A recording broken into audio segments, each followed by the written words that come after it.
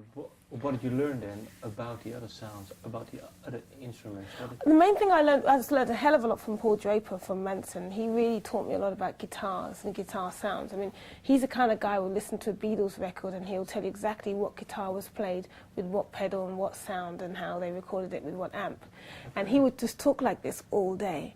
And I just learned huge amounts about guitars and amps, and I realised that some of the instruments I was playing was giving me the kind of, not the sound that I wanted to hear.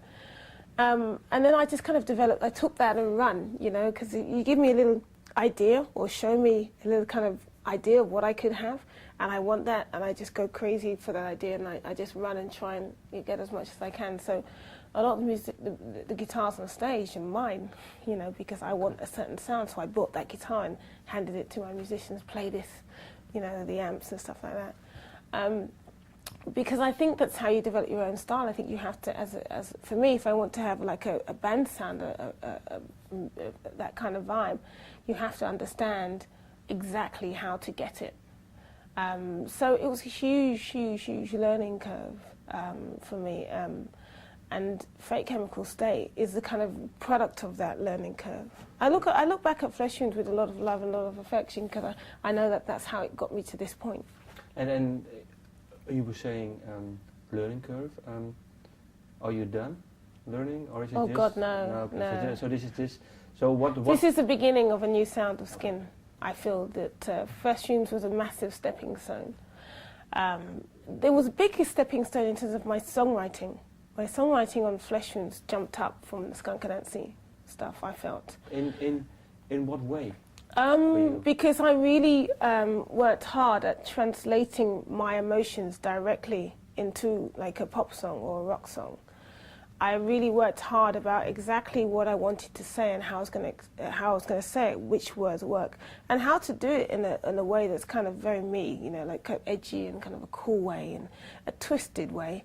And not a cliche or typical way, and not a way that everybody would have heard a million times before. Storytelling, I think I really listened to a lot of classic albums around that time because I really liked storytelling songs.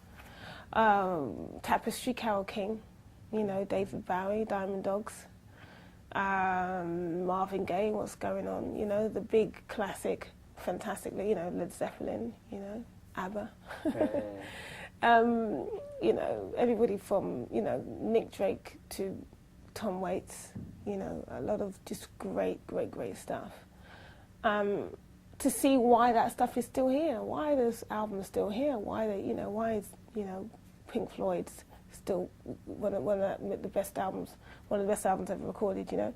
So, when in Fleshwounds, I was really developing that because I really wanted to take my craft up a few notches.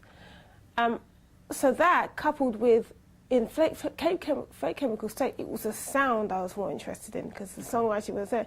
So you got the two coming together now on Fake Chemical State.